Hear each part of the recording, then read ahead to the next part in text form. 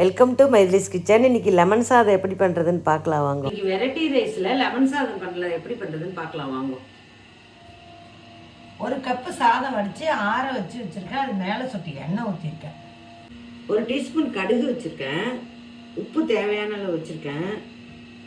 2 எலுமிச்சம்பழம் வச்சுருக்கேன். நான் ஒன்று தான் புரிஞ்சுப்பேன், தேவைப்படும் சாதம் கொஞ்சம் தான் இருக்குது. தேவையான ஒரு கொத்து கருவேப்பிலை வச்சுருக்கேன். 2 வரமிளகா வச்சுருக்கேன். 1 டீஸ்பூன் கடலைப்பருப்பு, 1 டீஸ்பூன் உளுத்தம்பருப்பு ரெண்டும் சேர்த்து வச்சுருக்கேன். ஒரே ஒரு பச்சை மிளகா கட் பண்ணி வச்சுருக்கேன். கொத்தமல்லி தேவையான அளவு, நமக்கு எவ்வளோ வேணுமோ அவ்வளோ போட்டுக்கலாம். எப்படி பண்ணுறதுன்னு பார்க்கலாம் வாங்க. இருக்கேன் இப்போது எலுமிச்சம்பழம் எண்ணெய் ஊற்றிருக்கேன். நல்லா காயிட்டாது. 2-3 ஸ்பூன் ஊற்றிருக்கேன். எண்ணெய் கொஞ்சம் கலந்த சாதத்துக்கு எண்ணெய் கொஞ்சம் கூட தான் வேணும். கடுகு போடுறேன்.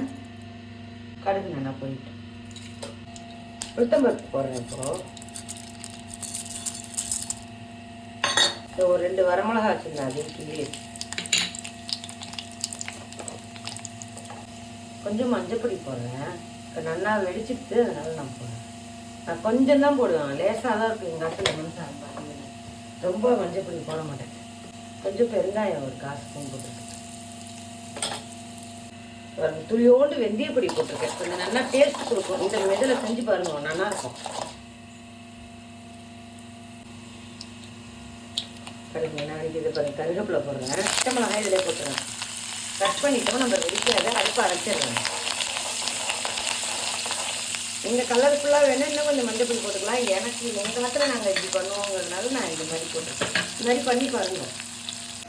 இப்போ இதில் போடுறேன் சாத்தில்.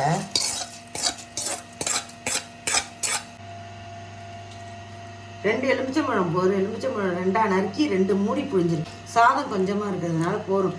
எலுமிச்சம்பழத்தை இந்த மாதிரி பண்ணாலும் நல்லாயிருக்கும். இந்த மெத்தடில் பண்ணி பாருங்கள்.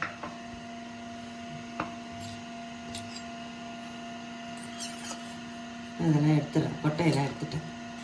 எனக்கு கசக்கும், அதனால தான்.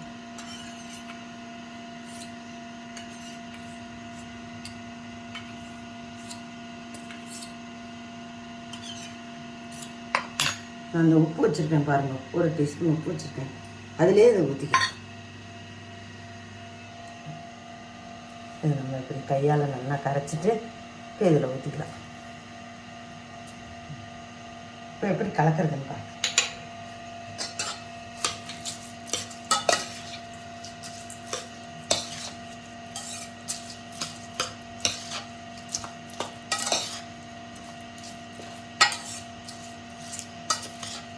இது பச்சரிசி தான், பொன்னி அரிசி பச்சரிசி வடித்து ஆற வச்சுருக்கேன்.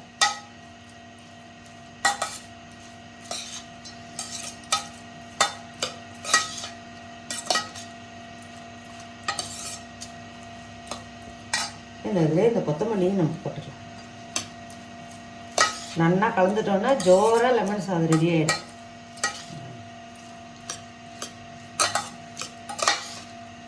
லெமன் சாதம் ரெடி பண்ணுங்க. இந்த மாதிரி மெத்தடில் பண்ணி பாருங்க, நல்லாயிருக்கும். ஒரு நாள் பண்ணி பார்த்துட்டு கமெண்ட் பண்ணுங்க. எல்லோரும் சொல்லுங்க எப்படி இருக்குன்னு சொல்லுங்க. பாருங்கள், நல்லா இருக்குது. ஜோராக ரெடி ஆகிடுது. இன்னொரு கலர் சாதத்தில் நம்ம பார்க்கலாம்.